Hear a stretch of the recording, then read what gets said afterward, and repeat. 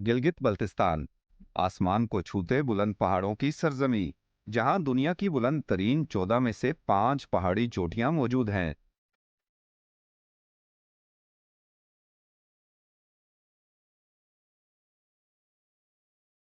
ये तमाम पहाड़ 8,000 मीटर या उससे जायद बुलंद हैं।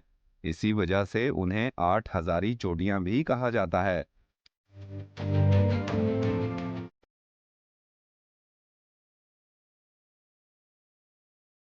पाकिस्तान में मौजूद 5 बुलंद चोटियों में से एक नांगा पर्वत गिलगित रेंज में है। 26,660 फुट बुलंदी के साथ ये दुनिया का 9वां बुलंद पहाड़ है।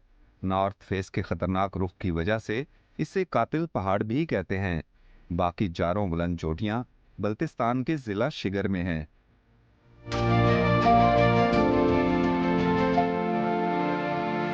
पराक्रम के पहाड़ी सिलसिले में 8,611 मीटर बुलंद दुनिया की दूसरी बुलंद चोटी केटू के नाम से जानी जाती है।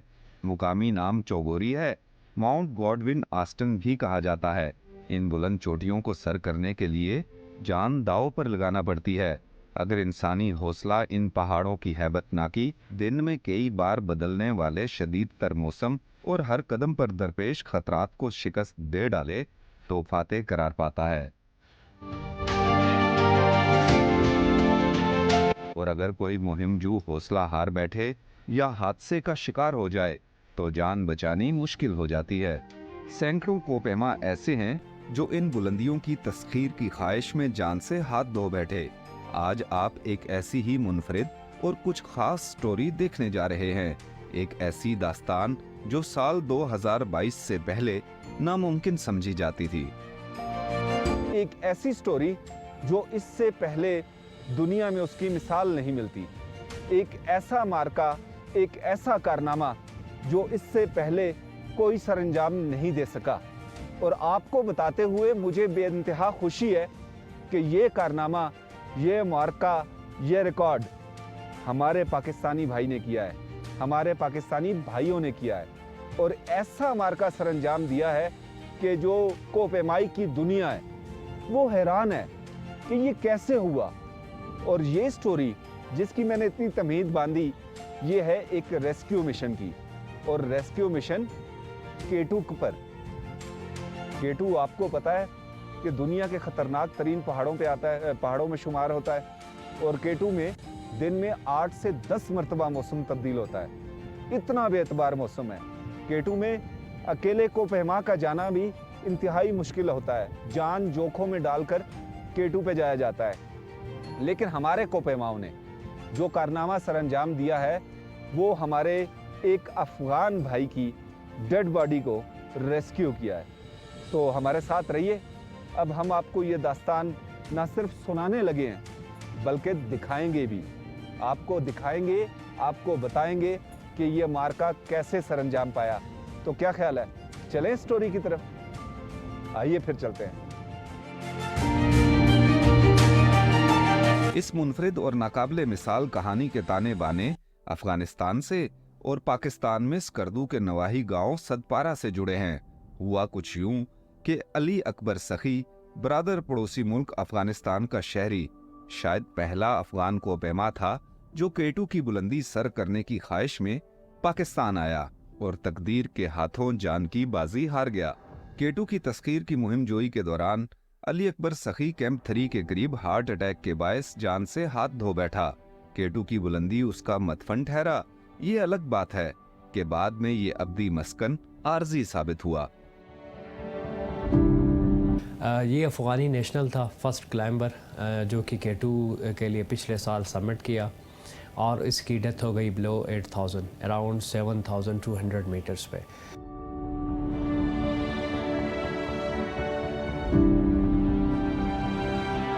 हमें पता चला कि ये वहाँ पे इसकी डेड बॉडी है, उसकी फैमिली अप्रोच कर रही है। तो इसमें जितने भी हमारे स्टेक होल्डर्स हैं, फॉर एग्ज़ाम्पल पाक आर्मी है, अस्करी एविएशन, उनसे भी हमने रब्ता किया। उसके बाद एक्चुअल जो क्रेडिट हमारी टीम को जाता है, जो सतपारा टीम को, उसमें 6 हमारे रेस्क्यूअर्स थे।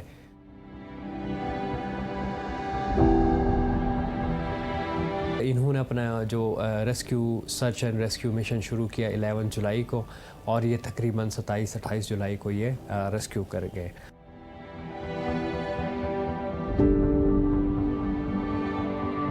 पाक आर्मी ने मुझसे रब्ता किया, इस डेड बॉडी को आपने लाना है। प्रोजेक्ट मुझे मिला हसन सतपारा रेस्क्यू टीम को। तो फिर मैंने अल्लाह के फजल करम से पाकिस्तान के अंदर जो अच्छे जो क्लाइंबर्स हैं, जो टॉप क्लास के क्लाइंबर्स हैं, मैंने उनको हायर किया। करने के बाद मैंने स्कर्दू के अंदर हमने एक शिगर में खसरो गंग पीक है, उस पर हमने ट्रेनिंग लिया एक दूसरे से। लेने के बाद मैंने एक हफ्ते के बाद जुलाई 11 को मैं यहाँ से मूव हुआ।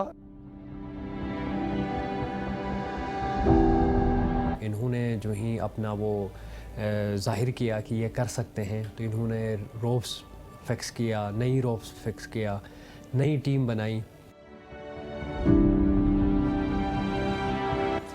जो कि K2 एक डॉन्टिंग टास्क है इस तरह का रेस्क्यू का। वहाँ पे रॉक फॉल का इशू है, वेदर की बड़ा इशू आता है, इवन हमें जो चॉपर्स हैं उनको फ्लाई करना मुश्किल होता है। मैं भी नंगा पर्वत से 1-2 दिन हो गया था आके, तो अभी ने कॉल किया, ये अफ़गानी जो पिछले साल अफ़गानिस्तान का एक मरा है, तो इसका रेस्क्यू करना है बोला।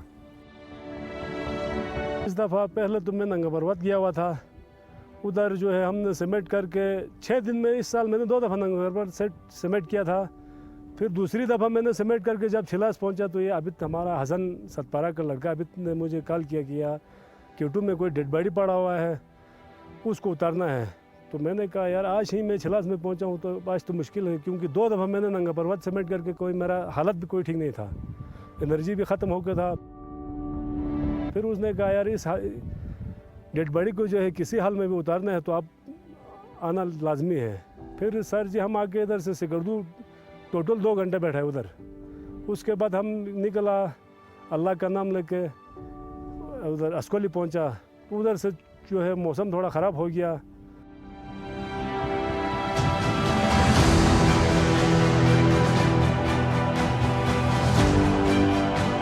दुनिया की तारीख का मुनफरिद रेस्क्यू ऑपरेशन तो शुरू हो गया, लेकिन जो भी इस बारे में सुनता वो इसे नामुमकिन करार देता, क्योंकि जितनी बुलंदी पर अफगान कोपेमा की डेड बॉडी मौजूद थी, वहां तक हेलीकॉप्टर साफ मौसम में भी नहीं जा सकता था।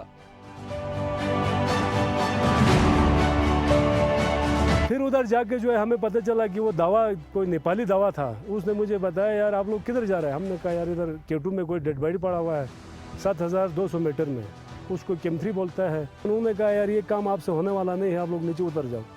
हमने कहा यार अल्लाह का नाम लेकर हम इंशाल्लाह हमने ये डेड बॉडी को किसी हालत में हमने उतारना है। जितना भी क्लाइंबर थे उन्होंने सब ने बोला, हमारा हौसला पास किया उन्होंने, नामुमकिन है नामुमकिन है बोल के। फिर हमें उम्मीद भी थी, क्योंकि हमने पाकिस्तान का नाम रोशन करना था, हमें उम्मीद भी थी हम कामयाब हो जाएंगे।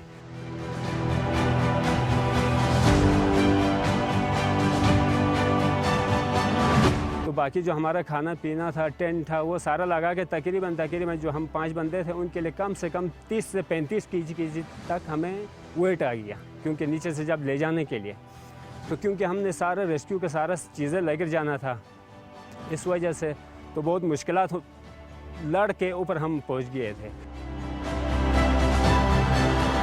K2 पर दिन में कई बार मौसम रंग बदलता है, कभी तेज तूफान आते हैं तो कभी शदीद बर्फबारी होती है। धूप निकले तो बर्फानी तोदे गिरते हैं, और अगर बादल छा जाएं तो धुंध में रास्ता भी नजर नहीं आता। दर्जा हरारत -50 डिग्री तक गिर जाना तो मामूल की बात है। मौसम का भी बीच में खराब होने की वजह से हमें थोड़ा लेट हुआ। फिर यहाँ से मैंने मौसम का अपडेट देते हुए अपनी टीम को। उसके बाद तो अली अकबर की जो डेड बॉडी पड़ी हुई थी 7200 मीटर पे, एग्जैक्ट जो लोकेशन था वहाँ पे वो डेड बॉडी पड़ी हुई थी। ऐसा होता है कभी 2-3-4 मिनट के बाद जो है इतना हवा चलता है कि जो है उधर बंदा किधर से किधर ले जाके फेंकता है, इतना समझ में नहीं आता है। कभी बर्फ आता है, कभी अपना आपको जो है रास्ता नज़र नहीं आता, इतना मौसम उधर धुंध सा छाया रहता है, इतना दुश्वारी होता है उधर।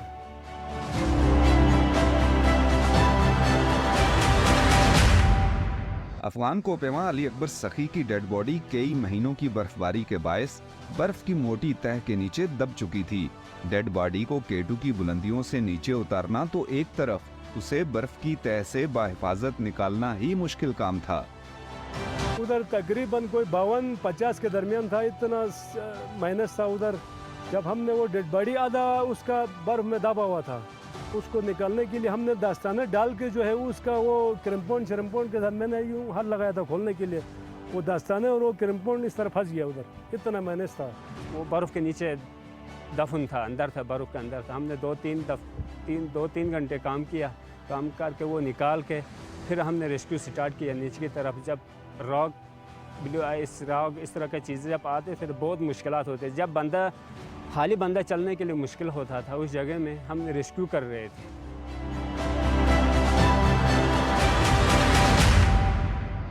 तो हम रह गया ऊपर, 8 बज गया था, कैंप 3 में रह गया। कैंप 3 में रह गया तो ना हमारे पास ना स्लीपिंग बैग था, ना मैट्रेस था, सिर्फ एक टेंट लगी हुई थी। वहीं टेंट में बैठ के हमने पूरी रात इसी तरह उठ के बैठ के हमने पूरी रात निकाल दिया। वो दिन अभी तक भी याद आ गया तो बड़ा अफसोस होता है, बड़ा मुश्किलात का दिन था वो।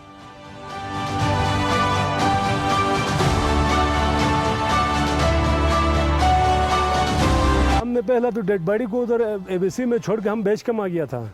फिर इधर हमने इतला दिया कि हमने डेड बॉडी जो है एबीसी में लाया। केटू की तस्खीर के लिए फासलों को 6 दर्जों या कैंप्स में तकसीम किया गया है। सबसे पहले 16,900 फुट की बुलंदी पर बेस कैंप है। यहीं से कुछ फासले पर केटू के करीब 17,226 फुट बुलंदी पर एडवांस बेस कैंप है। कैंप 1 19,685 फुट, कैंप 2 की बुलंदी 21,812 फुट है। कैंप 3 23,950 फुट, जबकि कैंप 4 25,300 फुट की बुलंदी पर कायम है। मौसम साजगार हो या शदीद तर, कोपेमाओं की पनाहगाह यही कैंप होते हैं।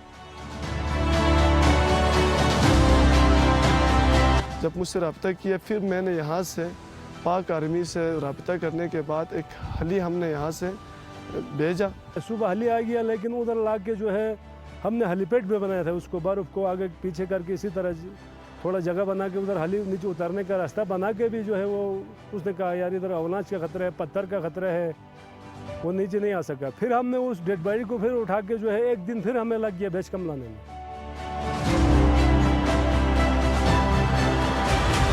उन्होंने बड़ी मुश्किल से बीसी से ला के नीचे बेस कैंप की तरफ मूव किया।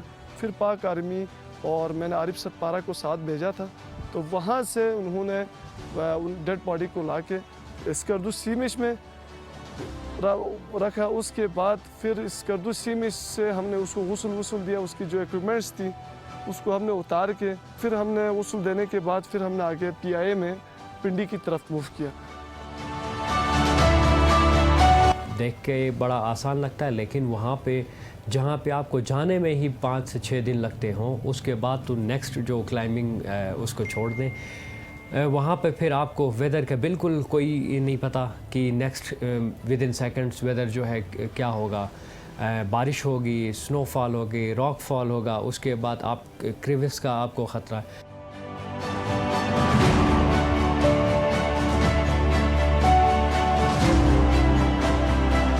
वहाँ इंडिविजुअल जो ठीक बंदा है, जो क्लाइंबर है, उसके लिए ही ख़तरा होता है कि आप वो सबमिट कर रहे हैं। जाए कि आप एक डेड बॉडी को लेके आ रहे हैं, उसको स्लिप होने का ख़तरा है लेफ़्ट राइट, और आपके पास रोप फिक्स हुई हो, मुमकिन ये है कि आपकी अपनी जान जो है वो ख़तरे में होती है। तो ये एक इंतहाई डॉन्टिंग टास्क है जो कि हमारी टीम ने बड़े उसकी जानफिशानी के साथ इसको कर लिया।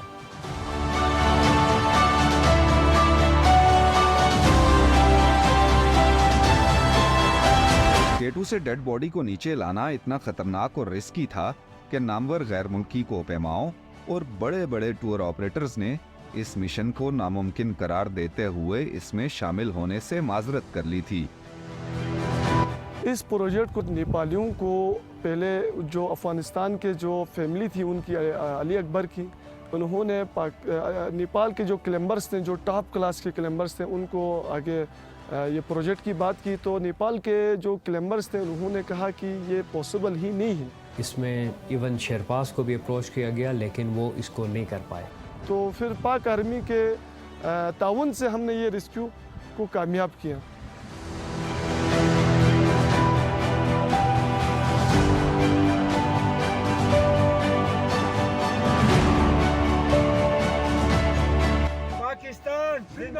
For the first time in the history of K2, Pakistan के लोकल जो माउंटेनर्स हैं, जो रफ टफ हैं, जिनको सच मैं नहीं समझता कि ट्रेंड है, जस्ट इन बचपन में यहाँ इन पहाड़ों से खेलते हुए हैं, तो विदाउट एनी उसके वो जाके करना, ये न सिर्फ हमारे बल्तिस्तान के लिए था, स्कर्दू के लिए था, बल्कि हमारे डिस्ट्रिक्ट शिगर के लिए, न कि गवर्नमेंट ऑफ गिलगित बल्कि बल्कि पूरे हमारे पाकिस्तान के लिए था कि ये हम गेस्ट की जो है खुसूसन अफ़गानी नेशनल्स का उसका जो है वो डेड बॉडी रिकवर है।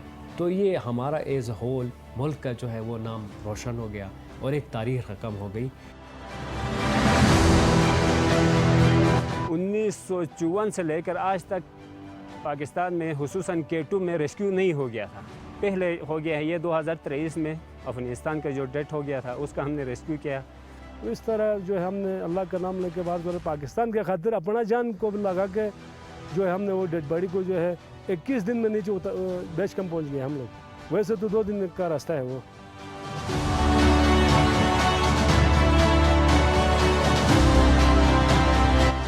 रेस्क्यू करने के लिए तो जब हम पहाड़ों में जाते हैं घर बार के लिए, वैसे जो अपनी फैमिली है उनको बता के जाते हैं हम, या वापस आते हैं या नहीं आते कोई इल्म ही नहीं होते, हमें वापस आना नहीं आना पता ही नहीं चलता। ये K2 की बुलंदियों से डेड बॉडी रेस्क्यू करने का नाकाबिले मिसाल कारनामा है, जो अब तारीख का हिस्सा बन चुका।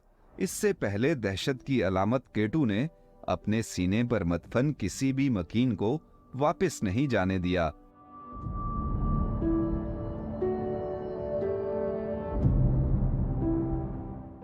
पाकिस्तानी कोपैमाओं की बहादुरी और अफगान भाइयों के दुख को अपना समझकर जान दांव पर लगाने की दास्तान तो आपने देख और सुन ली। अब देखते हैं कि यहाँ से कुछ फासले पर देवसाई के रंग कैसे हैं। सुन रखा है कि मौसम कोई भी हो, देवसाई का हुस्न कायम रहता है। हत्ता के खजां के मौसम में जब हरियाली मान पड़ जाए तो देवसाई सुनहरा रूप धार लेता है।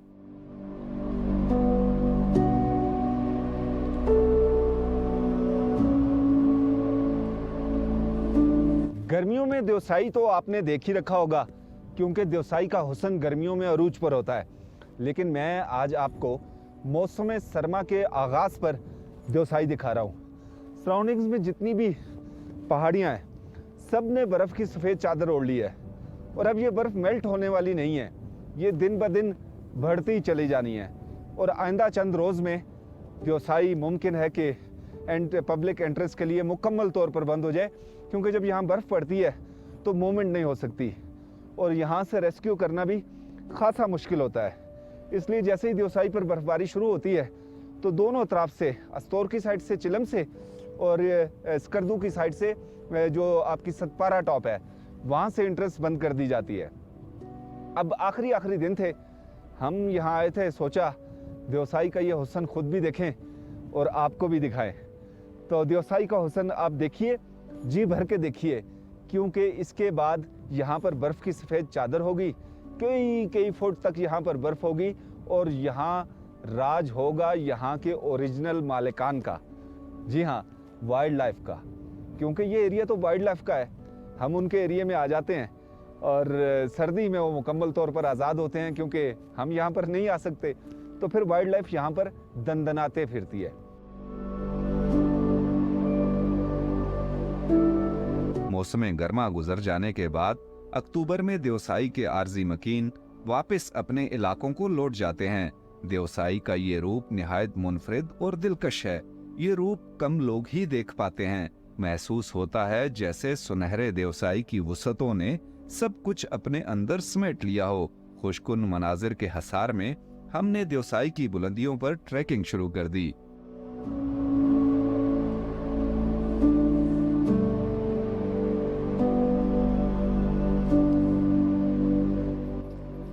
इस वक्त देवसाई का सीन जो है ना, वो बड़ा डिफरेंट सा हो रहा है।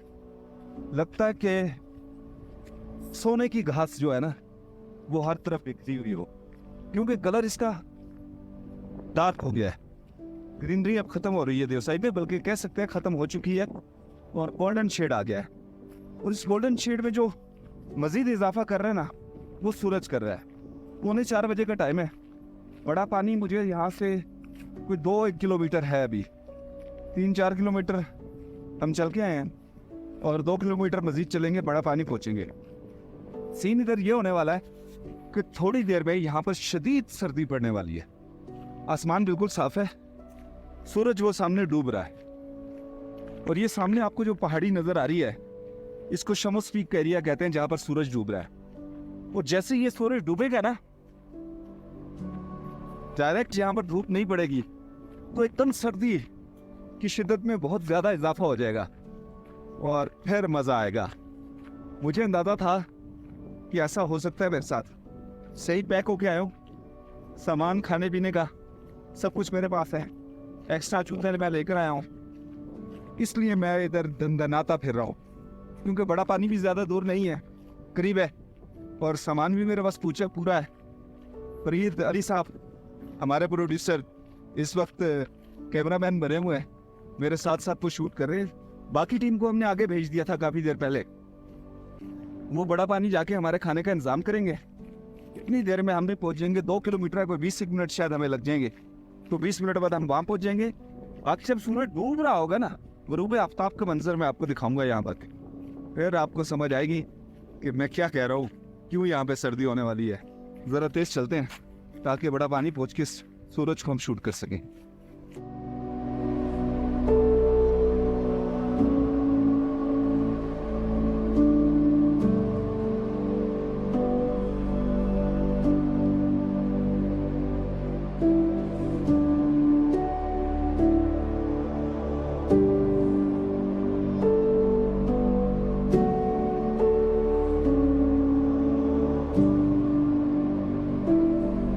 देवसाई अबूर करने के बाद अस्तोर में रुकना ही पड़ता है।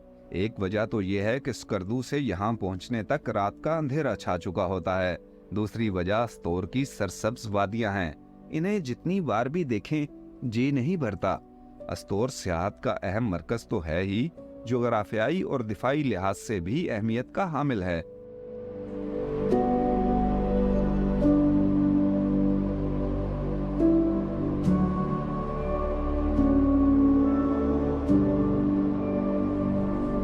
पहले कनेक्टिविटी यहाँ से होती थी आज़ाद कश्मीर के थ्रू भी ना, तो इसकी अपनी एक इम्पोर्टेंस है। और बाकी ये कि रिसोर्सेज रिच डिस्ट्रिक्ट है, टेरेन इसका बड़ा डाइवर्स है और हर हवाले से इसकी अपनी एक इम्पोर्टेंस है।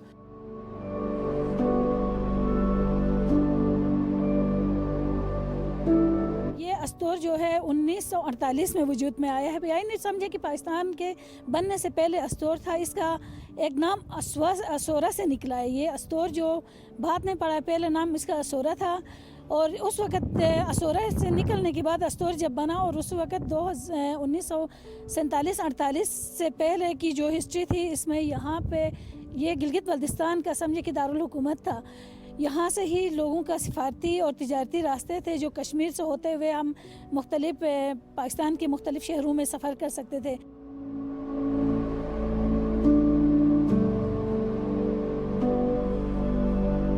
अस्तोर गिलगित बल्तिस्तान का सबसे ज्यादा ग्रीन कवर रखने वाला माहौल दोस्त जिला है।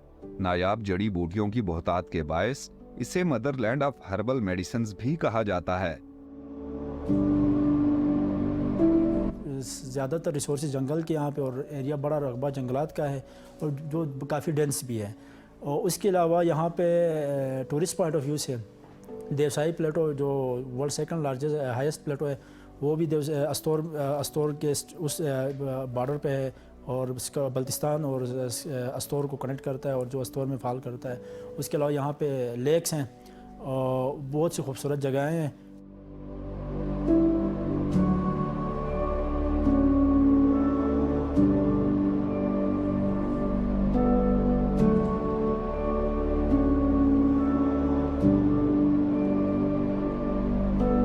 ग्रीन कवर के अलावा जो जंगलात के वैरायटी है, यहाँ पे हमारे पास देवदार है, पाइन ट्रीज़ हैं और दूसरे जंगलात की जो अहम स्पीशीज़ है सारी पाई जाती है।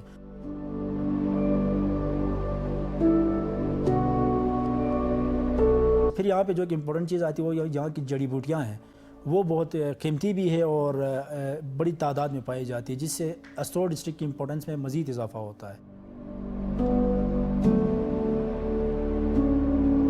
जिला अस्टोर की आबादी 1.25 लाख नफूस से भी कम है। शरह तालीम मुनासिब है, जिसमें मुसलसल इजाफा हो रहा है। पॉपुलेशन रेट जो है अभी जो लेटेस्ट 2023 की मरदमशुमारी के मुताबिक इसकी 1,11,573 नफूस पर मुश्तमिल है, और उसमें से तकरीबन ये जो हमारा जो लिटरेसी रेट है वो 64% है। उस हिसाब से हम कह सकते हैं कि काफ़ी हद तक लिटरेसी रेट यहाँ पे ठीक है।